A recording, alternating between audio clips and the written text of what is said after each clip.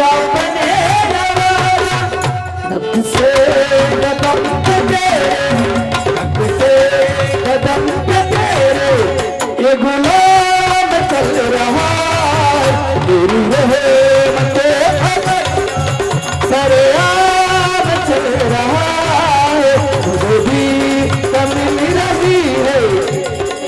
कला आहे काही वाद्य वाजते. एक दिवस रेल्वेचा आवाज काढलायचे रेल्वे उतरा करत गाववाले. या रेल्वेत काही शायनी अवलाद बसते. एका जणाचं नवीन लग्न झालं. तो त्याच्या बायकोले म्हणे चल हानी म्हणले जो. बायकोने कुठे म्हणे हानी म्हणून. बायकोने पहिले बचत गटाचं कर्जच फेडा लागत होतं. आम्ही निशाणपणा नको करू तुला चल्याच आहे काय. बायको म्हणे मग नाही तर मग ऐकत जाय तू चल ना. बायको म्हणे आपल्या अंगावर कर्ज आहे.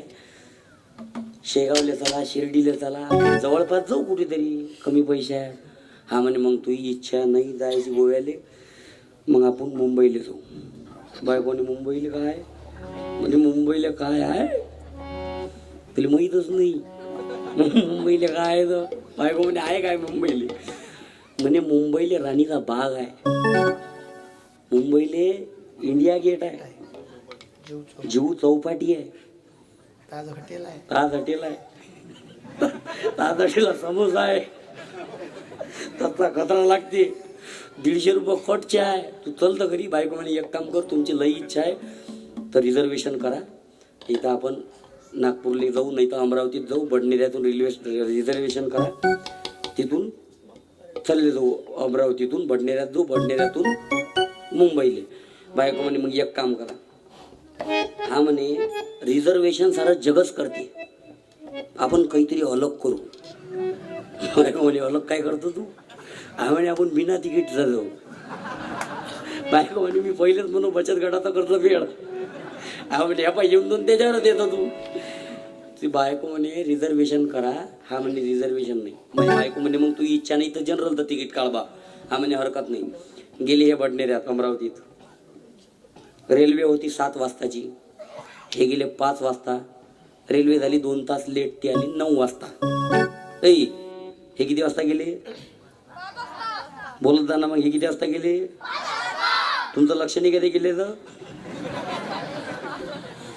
आता लक्ष ठेवत आहे. ते किती वाजता गेले 5 वाजता. रेल्वे होती 7 वाजताची. रेल्वे झाली 2 तास लेट. रेल्वे आली 9 वाजता. मग हे किती तास अगोदर पोहोचले 4 तास अगोदर. 2 तास रेल्वे लेट झाल्याच्यानं काय झालं मावशी गर्दी एवढी फुल रेल्वेत. एवढी फुल माहिली लेकरू बारी उभं राहायला जागा नाही. एकामेकाच्या अंगावर लोक जागाच नाही अजिबात. त्याच्या बायकोचं डोकं झालं खराब. तिनं जसं पाहिलं ते त्याच्या नवऱ्याला म्हणे आता बसायचं कुठं. याच्या मतानं गलती झाली आपली मान्य करावं. यश आहे ना त्याच्यापेक्षा पुढचं. म्हणे बसून नाही झोपून जाऊ. त्याची बायको माणूस किती राह बरं. तू कानावर झापड घाशील. लग्नाला 1च महिना झाला तुझ्या मान ठेवून राहिली.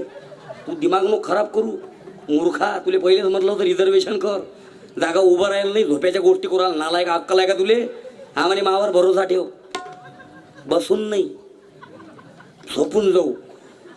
बायको म्हणे तू माणूस किती राह बरं झोपून जाशील का. हा म्हणे तू मावर भरोसा ठेव. तू आजपर्यंत मला ओळखलं नाही. बायको म्हणे तू किती नालायक आहेस हे फक्त मलाच माहित आहे. तुला कोणाच ओळखलं नाही. तू ओळखी जावायलाच माया. मला सांग बसायचं कुठं. हा म्हणे बसून नाही झोपून जाऊ. बायको म्हणे बरं कुठे झोपतं काय करतं सांग. हा म्हणे तुझ्या जोडचा स्कार्फ दाखव. स्कार्फ दुपट्टा मावशी बुड्या बाडीला माहित आहे. पुरी पारी बांधते तोंडाले. पॅक घेते बांधून तोंडाले. बरं पुरी बांधते ठीक आहे. वावरात जाणारे बाय एवढं घेते पॅक बांधून. पर दे मेरे दो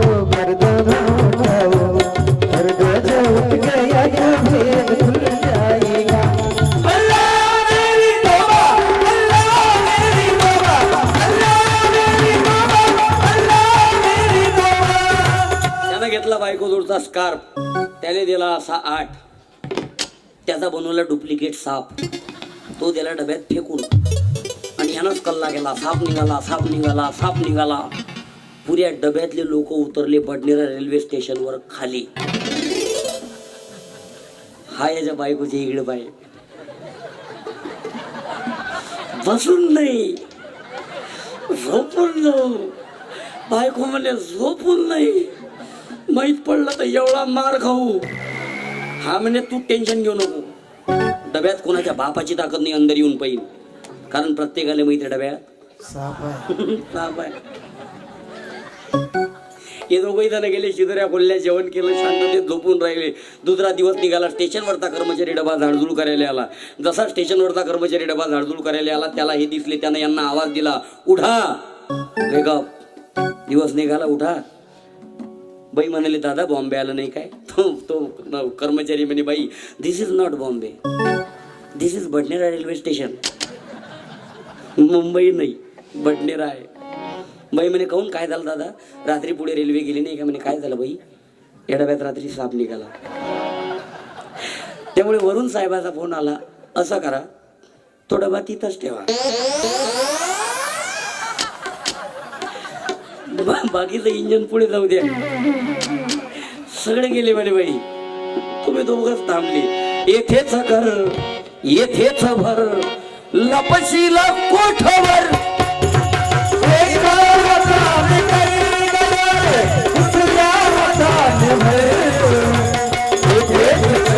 अरे येथेच भर, लपशीला कोठवर, लपशीला कोठवर.